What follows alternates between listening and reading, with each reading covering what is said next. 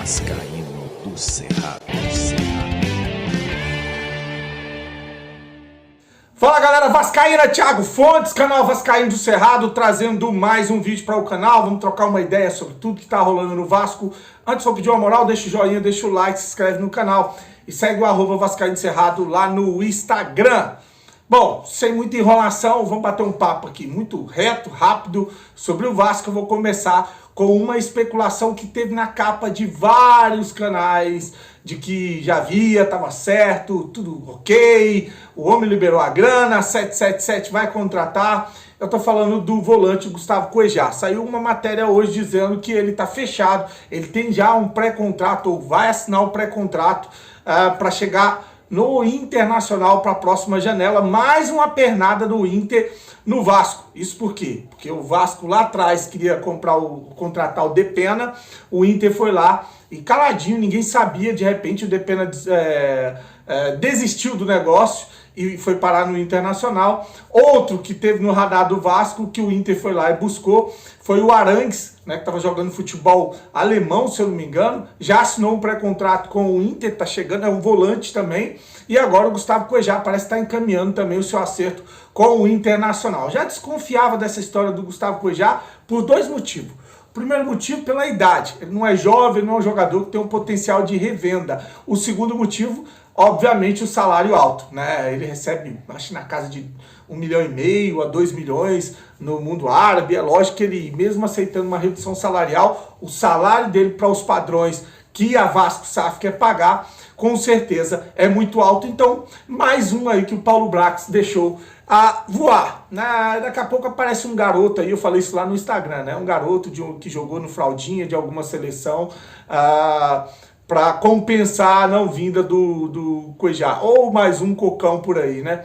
Bom, o site Goal confirmou a oferta do Vasco pelo ponta esquerda do Sport, Luciano Juba, jogador que também joga de lateral esquerdo, estaria acertando a sua ida para o Bahia, né? Botafogo e Cruzeiro também demonstraram interesse no jogador do Sport. Parece que fez um bom campeonato, um início de campeonato com o Sport, que vem forte, viu? Perdeu ontem a Copa Nordeste para o Ceará, mas um time que tá arrumadinho esse Sport aí. Para mim, minha opinião, times que estão fortes para voltar para a Série A. O Sport é um, o Vitória é outro e o Criciúma. Esses três aí, eu esperava do Atlético Paranaense mais, do Atlético Goianiense. Esses quatro aqui, pelo menos três, sobe para a primeira divisão. É a minha opinião, beleza? Bom, o Meia Jair falou em entrevista hoje, coletiva, lá no CT, sobre o desafio de encarar o Fluminense no sábado.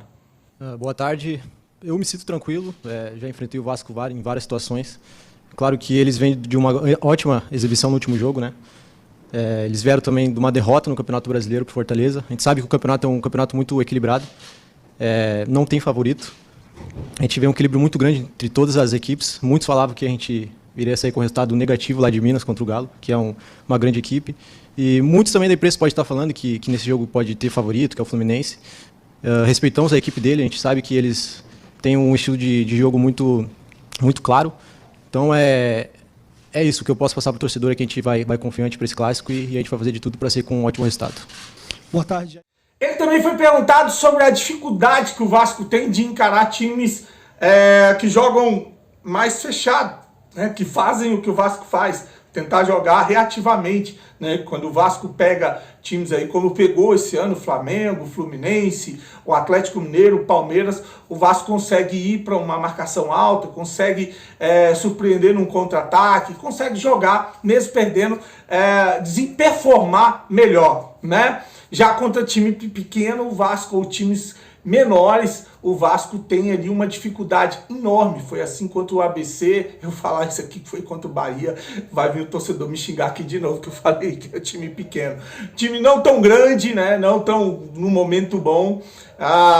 E aí o Jair falou sobre isso, né? Que é a dificuldade de encarar times que fazem uma linha muito atrás, né, jogam com 3 homens ali em frente à área e dificulta muito essa criação do Vasco, dificulta muito o trabalho do Vasco, esses jogos. Então vou deixar aí o Jair. Eu vejo que a gente tem que tentar buscar um equilíbrio, de quando a gente propor, tiver um jogo que a gente vai propor, mas o jogo a gente conseguir parar mais as jogadas, conseguir ter o time mais... a linha de trás um pouco mais em cima, para a gente encurtar um pouco mais os espaços, né? Claro que no futebol é muito mais fácil tu marcar do que tu jogar. Se colocar uma linha de 6 atrás, 3 na frente da linha de 6 é muito mais difícil, porque tem muitos jogadores atrás. Passei muito tempo no Atlético jogando contra equipes que se defendiam muito bem, e a gente tinha 20, 27 finalizações e não conseguia fazer o gol, porque é muito difícil fazer gols contra equipes que ficam muito fechadas. Então eu acho que a gente tem que buscar isso, um equilíbrio para quando a gente tiver jogos que tiver que propor mais o jogo, tá mais equilibrado para não tomar contra-ataques. Foi isso que aconteceu, ao meu ver, no último jogo, e é isso, a gente tem que buscar esse equilíbrio.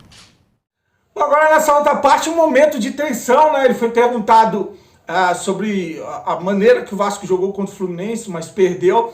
E aí ele falou que os jornalistas são resultadistas, né? Criticam o resultado e não avaliam a performance. Então ele fala o seguinte, abre aspas, fizemos um grande jogo, mas para vocês o que vale é o resultado. Não vê se a gente joga bem ou mal, fecha aspas, para o Jair. Eu tenho uma opinião sobre isso. Primeiro que o Jair nem jogou esse jogo contra o Fluminense. O Vasco foi com Rodrigo, Barros e Galarza. Não tinha nem Jair, nem Marlon Gomes, nem Andrei. O Vasco foi e jogou muito bem, principalmente no primeiro tempo contra o Fluminense. Fechou os espaços, não deixou o Fluminense jogar, incomodou pra caramba, teve oportunidade, só não teve jogador, só não teve um atacante diferente para botar essa bola pra dentro. Né? Agora, sobre a opinião do Jair, é claro que futebol a gente não pode ser resultadista, a gente tem que avaliar desempenho, a gente tem que avaliar performance. Se eu for avaliar performance e esquecer o resultado contra o Atlético Mineiro, uma tristeza. E contra o Bahia também. Acho que o Vasco jogou legal contra o Palmeiras. O problema, seu Jair, é chegar lá no final do campeonato e cair para uma segunda divisão dizendo que jogou bonitinho. Né? A gente fez um campeonato legal, jogando de igual para igual, jogando bonitinho, mas a gente não fez ponto. Então não critica a gente não, porque a gente jogou legal. Só os pontos que a gente não ganhou e por isso a gente vai jogar uma segunda divisão. Então até a página 2, esse negócio de ser resultadista é diferente, beleza? A gente tem que, lógico, avaliar a performance, mas tem uma hora que você caga para um jogo bonito e quer os pontos, quer ganhar, quer vencer. Então vou deixar para finalizar e vou desejar para você uma noite abençoada. Curte o vídeo, compartilha, se inscreve no canal. Fique com Deus, saudações vascaínas. Jair, Tébora do Grupo Globo. Interessante que você falou que quando você atuava no Atlético você enfrentou equipes também se fechavam. Eu queria fazer uma pergunta nesse sentido. Que, como os amigos falaram aqui, vocês vão enfrentar o Fluminense na próxima rodada, que hoje a gente pode dizer que é o time a ser batido no futebol brasileiro. E você, durante algum tempo, esteve no Atlético Mineiro, que já foi também o time a ser batido, principalmente em 2021, que venceu praticamente tudo que disputou ali.